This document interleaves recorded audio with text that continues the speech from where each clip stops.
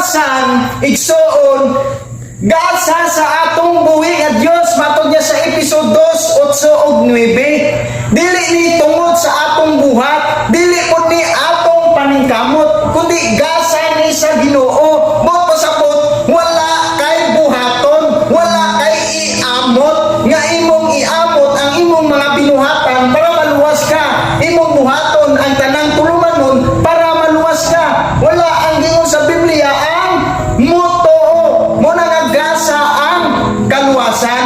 Kung ang kaluwasan gasa madawat pinaagi sa pagtuo samtang buhi pa ang tao paunsa matawag nga gasa ang gasa.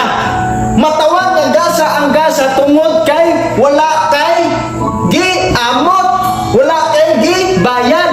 Pananglit igsoon, gihatagan kag regalo sa imong birthday. Mangayo ba ka og 1% sa naghatag?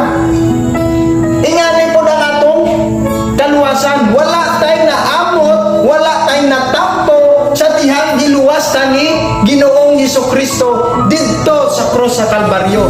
Wala bisan usa nga nahatag nato dito. Mao ni nga gasa ang kaluwasan pinaagi sa grasya sa Dios.